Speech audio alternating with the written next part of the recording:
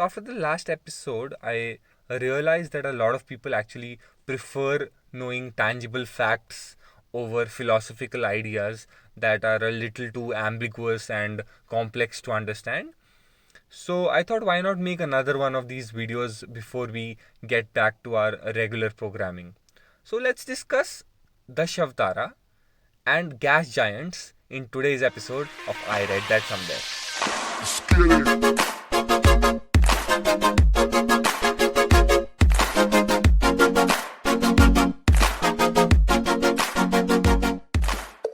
So let's start by discussing Dashavtar.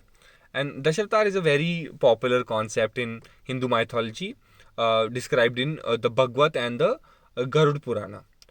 But I actually never realized that it describes the Darwin's theory of evolution with exceptional accuracy. So, for those of you that don't know, I'll just explain to it briefly.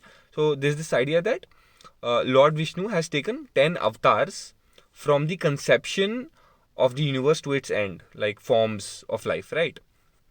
And the funny and the uncanny resemblance that each of these avatars show with the stages in the Darwin's theory is like exceptional. It's mind blowing, completely mind blowing. So I'll just explain to you these avatars one by one, and you will see for yourself. All right. So uh, from the first avatar in the Dashavtar series is the Matsya avatar, and Matsya avatar is a fish, right? And it fulfills like Darwin's theory that life evolved in water.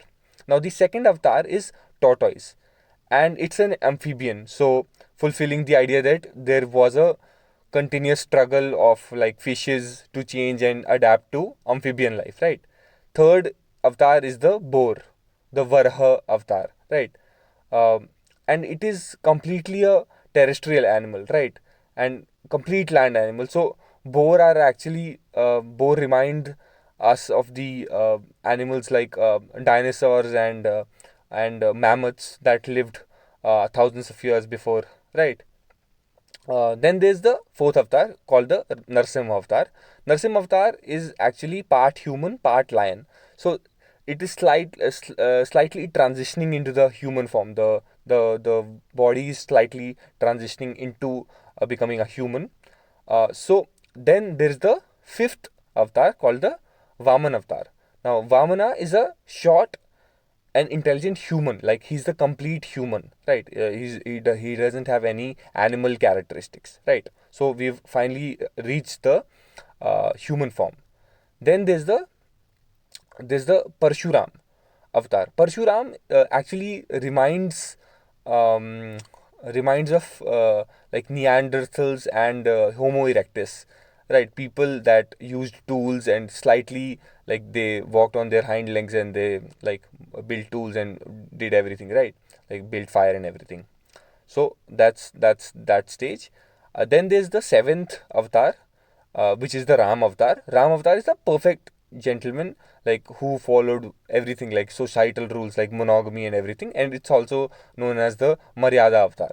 So he's like the ideal human, like who so everything like the society has been set up now. Then there's the eighth avatar called the Krishna avatar. Krishna avatar is actually he's like a very wise, like a shrewd statesman, like a politician in today's time. So now the society is actually progressing, and now we've gotten into politics and everything. Then there's the ninth avatar. That's the Buddha avatar, and Buddha is the pursuit of happiness. Like we've transcended from craving materialistic happiness to actually trying to achieve mental and like spiritual happiness in some sort, right?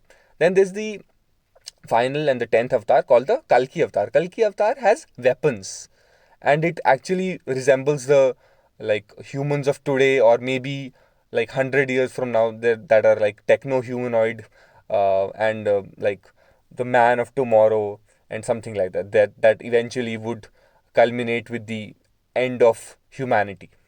So all of this resemblance is so uncanny that I cannot help but think that this cannot be just myth. This cannot be made up, right?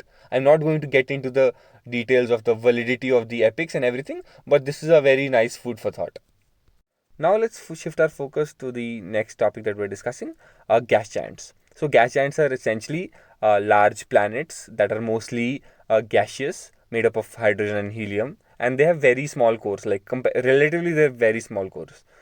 Uh, like in our solar system, we have Jupiter, Saturn, Uranus, and Neptune, right? Of course, you know this. I don't have to tell you this, but if let's say if I ask you which planet in our solar system has the largest surface area, right? And you're most likely you're going to say Jupiter. Even though you know that it is a gas giant, you're still going to say Jupiter. And maybe it actually is true. Maybe uh, uh, Jupiter has the largest surface area, but it isn't proven yet. Since we've not actually been able to see the surface of these planets to verify their dimensions and to conclude if they are indeed larger, right? And I feel like this dissonance, this contradiction is actually caused because of misleading diagrams and photographs of these planets. So Jupiter is the largest planet in our solar system in terms of mass, but it may or may not have the largest surface. Thank you for listening. See you in the next one.